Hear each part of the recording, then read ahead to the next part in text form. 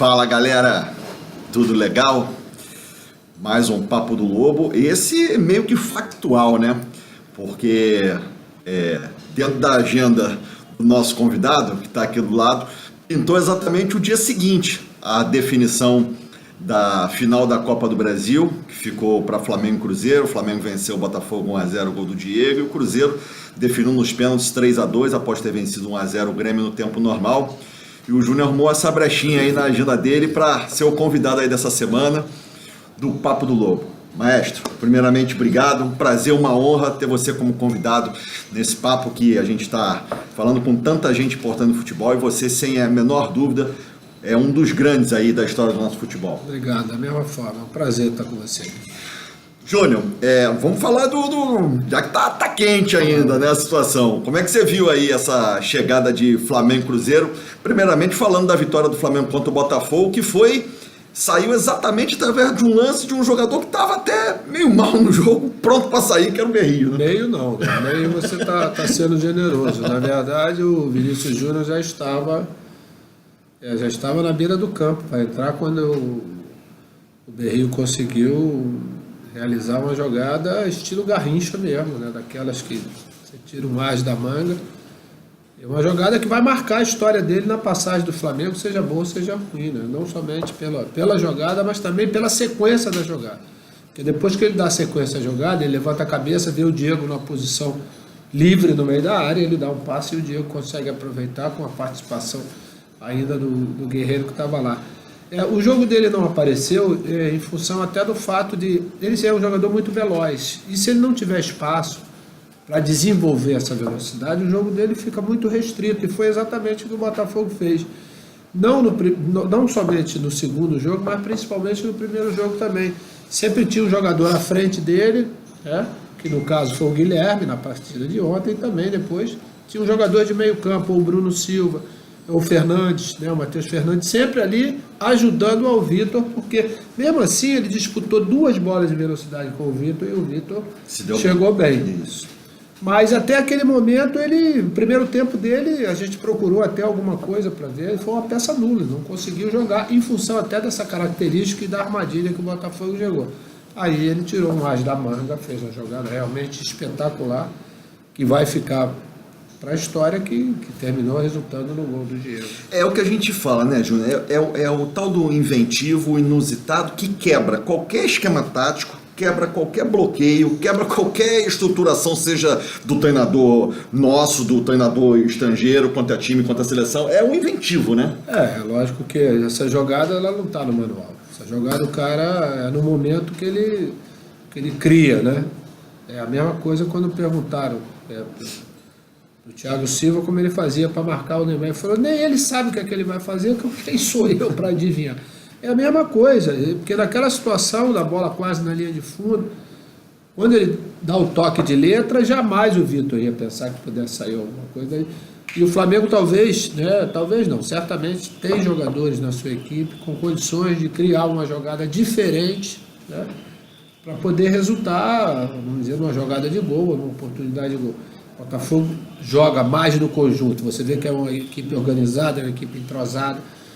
E no jogo de ontem, muitas peças individualmente, por exemplo, o Bruno Silva não repetiu as últimas atuações. E o Bruno Silva é é o cérebro dessa equipe, é ele que faz andar. O próprio João Paulo ontem não teve uma atuação com isso, ficou, como o Ueda fechou as 2 laterais, foram obrigados a jogar pelo meio, onde estava muito congestionado, até pelo bom posicionamento, não só do Arão, mas principalmente do Cuejá. Você já percebeu, obviamente são poucos jogos, foi o terceiro no comando do Flamengo ontem, alguma coisa de diferente no Flamengo do Rueda para o que estava sendo dirigido? A parte defensiva, né? A gente já viu isso no primeiro jogo contra o Botafogo. Ele se preocupou em fazer com que o time ficasse bem compacto, mesmo quando faz aquela marcação lá em cima.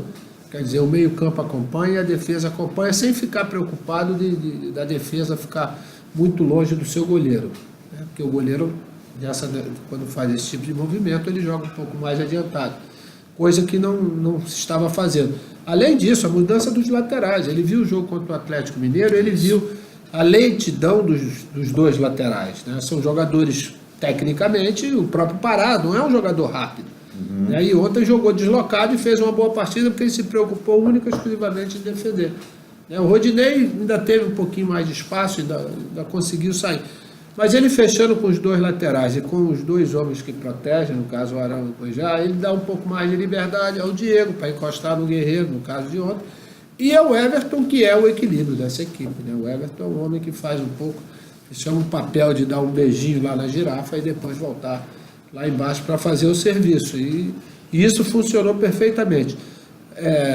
O Thiago ontem não conseguiu, não fez nenhuma defesa. Nenhuma defesa. No caso de Branca, quer dizer, as pessoas falam, é mérito do Botafogo, não tem ação ofensiva, mas você tem que dar mérito também ao adversário, né, que criou uma situação para que isso não acontecesse, porque tentou de todas as formas, triangulação pela direita, pela esquerda. Quando não conseguiu, começou depois do gol a fazer o tipo de jogada que facilitou, até porque o Juan ontem fez uma partida talvez a melhor que ele tenha feito depois que voltou para o Flamengo, e o Hever praticamente ganhou todas as disputas de bola com o Roger, que estava isolado.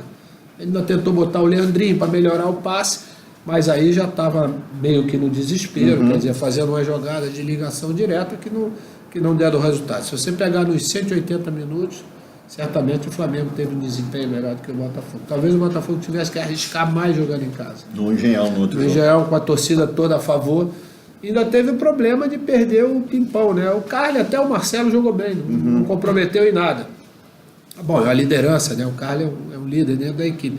Mas o Pimpão fez falta, porque o Pimpão é um jogador extremamente tático, e nos jogos que o Botafogo precisou dele para decidir, ele esteve sempre presente. O vídeo, né, o que aconteceu principalmente na Libertadores nesses últimos jogos. Do outro lado, Júnior, te surpreendeu? Quer dizer, jogou em casa, fez o placar de 1-0, repetindo o que foi na área do Grêmio. O jogo igual. Muito igual. E o mais incrível é o seguinte... Até nos pênaltis também perdeu, foram quase iguais. Mas o Marcelo Groi, ele pegou dois pênaltis. Né? Isso. Ele pegou 2 pênaltis, ele pegou fazendo defesas mesmo. Quer dizer, e nem isso o Grêmio conseguiu aproveitar. Quer dizer, o pênalti é aquele negócio meio cruel, né, com os jogadores. E você vê o Luan, que teve um desempenho espetacular nesses últimos jogos, principalmente na Copa do Brasil, terminou sendo castigado, bateu no meio. Tem mérito também o Fábio. Mas termina o Grêmio saindo. E tem uma coisa, eu não sei se esses 2 resultados, tanto para Botafogo como para Grêmio, né, porque eles vão se enfrentar daqui a pouco. Né? Se pode ter influência, vamos dizer, no desempenho na Libertadores, que é o mesmo esquema, é mata-mata. Quer dizer, o Botafogo vai jogar a segunda lá em Porto Alegre, pode ter uma influência, mas vai obrigar a ter um outro comportamento, até mesmo pela experiência que viveu na Copa do Brasil jogando em casa. Vai ter que arriscar mais alguma coisa, não vai poder ficar porque o risco é muito grande de você jogar na casa do adversário e não conseguir obter o teu objetivo. Bom, estamos conversando aqui e já está definido que o primeiro jogo, 7 de setembro, Maracanã. Segundo jogo, dia 27, também de setembro, decisão... Sem gol qualificado. Que isso pode ter um peso, principalmente no desempenho de quem joga segunda fora de casa, por incrível que pareça. Né? Quer dizer, o placar de 0-0 dentro de casa, ele é igual a 5-5 fora de casa. Isso. Quer dizer, você só tem a vantagem no saldo de gols. Né? Se você fizer 2 em casa, vai ter que perder de 3 ou vice-versa. Então, quer dizer, não vejo... Quer dizer, você jogar a segunda em casa, diante da tua torcida, tem uma influência. Isso aí a gente sabe que tem. Mas com 2 equipes com esse equilíbrio muito grande, vai depender, eu acho que o Mano já falou, né? Não é pensar em 90, você tem que pensar em 180.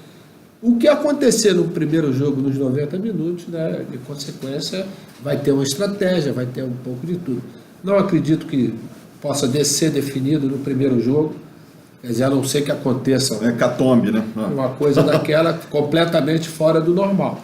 Mas com o equilíbrio que tem até mesmo, porque as 2 equipes oscilaram muito durante o Campeonato Brasileiro. São 2 equipes que estão se formando, o Flamengo com um treinador novo. O Mano já com um pouco mais de tempo e recuperando jogadores importantes, caso de Arrascaeta e companhia, que já vão estar à disposição. Não, e outra coisa, né, Júnior? Tanto o Mano quanto o Rueda, eles não jogam, eles têm à disposição o elenco, digamos, incompleto para a Copa do Brasil. Porque, por exemplo, o Sassá, que está muito bem, não pode jogar pelo Cruzeiro. Isso é uma loucura. É um erro no regulamento. Né? Quer dizer, você faz um investimento como fez o Cruzeiro em cima do Sassá, sem poder contar com o Flamengo, caso do Everton Ribeiro. Quer dizer, isso você influencia, inclusive, o próprio desempenho da equipe, né? Porque uma equipe vai jogar o Brasileiro e a outra vai estar jogando as finais. Quer dizer, não perceberam que isso poderia acontecer no início da competição. Júnior vai acompanhar